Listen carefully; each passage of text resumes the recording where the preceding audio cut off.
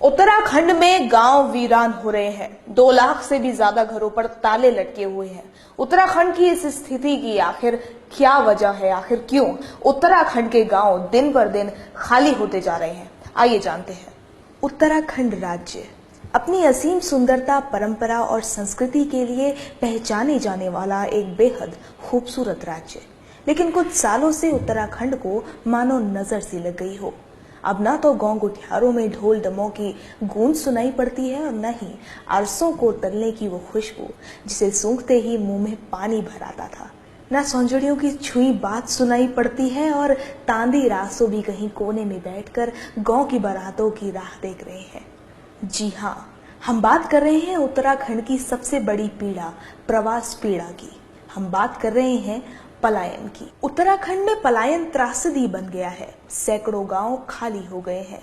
हालात कुछ ऐसे हैं कि प्रदेश के 2,80,000 मकानों पर ताले पड़े हुए हैं, जो प्रदेश में पलायन की भयावह तस्वीर बयां करने के लिए काफी है।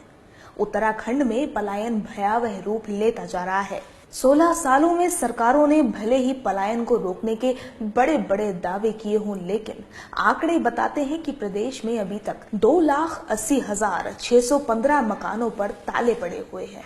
गांव वीरान हो रहे हैं और खेत खलिहान बंजर पड़े हैं। इसका कारण मात्र पलायन ही है। ये हम नहीं, अर्थ एवं सांख्यिकी मंत्रालय के आंकड़े बताते हैं। हमने 11-12 में हमारे निदेशालय के द्वारा एक विस्तारित जनसंख्या कराई गई थी, सर्वे कराया गया था। उसमें जो रेशियो हमारा निकला प्रति 1000 पर 71.46 का रेशियो पलायन का है। उसका मूल कारण यहाँ पर शिक्षा की व्यवस्था ठीक न होना, रोजगार की वजह से और स्वास्थ्य की वजह से, सुविधाएं न होने की वजह से ग्रामीण क्षेत्रों से लोग पलायन होकर शहरी क्षेत्रों में आ जा रहे हैं। राज्य में पलायन के असली कारण है सुविधाओं का अभाव, रोजगार की बेहतर संभावनाओं की तलाश, बिजली, पानी, स्वास्थ्य और शिक्षा की बदतर स्थिति। पलायन का मुख्य कारण शिक्षा, स्वास्थ्य और रोजगार है। जहाँ रोजगार की बात है, गांव में किसी प्रकार से जो है खेती का उत्पादन हो नहीं पा रहा है। जो हो भी रहा है वो जंगली जानवरों से खत्म हो जा रहा है। जहाँ तक शिक्षा का सवाल है, शिक्षा में आपके स्कूल के भवन जरूर बना दिए, वहाँ पर आपके अध्यापकों की कोई व्यवस्था नहीं हो पा रही है। जहाँ तक स्वास्थ्य के मामले में, आज हमारे पहाड़ के अंदर में, ये चंपावत जिले के अंदर में ऐसे गांव भी हैं जहाँ लोग बाग जो है डिलीवरी के मामलों को जो है महिलाओं को डोलियों में अपने जो है जिला मुख्यालय के अस्पतालों में ला रहे हैं।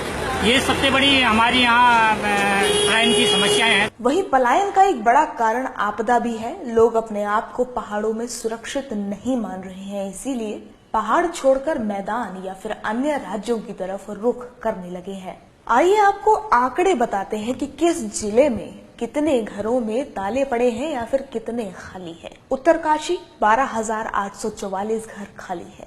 पौड़ी में 38,764 घर खाली है। चमोली में 20,765, टिहरी में 37,450, देहरादून के पहाड़ी क्षेत्रों में 46,489, रुद्रप्रयाग 11,609, पिथौरागढ़ 25,904, अल्मोड़ा में 38,568, नैनीताल में 23,939, बागेश्वर में 11,556 और चंपावत में 12,727 घर खाली हैं। इन आंकड़ों को देखकर आप पहाड़ में पलायन की भयावहता को महसूस कर सकते हैं। वहीं विशेषज्ञों की माने तो पलायन की असली जिम्मेदार सरकार ही है। हाल ही में मुख्यमंत्री हरीश रावत पलायन पर अपनी चिंता दिखाते दिखे और प्रदेश में ऐसे मैकेनिज्म खड़ा करने की बात कर रहे थे जिससे रिवर्स पलायन हो जाएगा, यानी जो लोग पलायन कर रहे हैं वे फिर से अपने गांवों की तरफ रुख करेंगे। लेकिन ये दावे भी मात्र बातों तक ही सीमित रहते हुए नजर आ रहे हैं। पलायन का तो मैं आप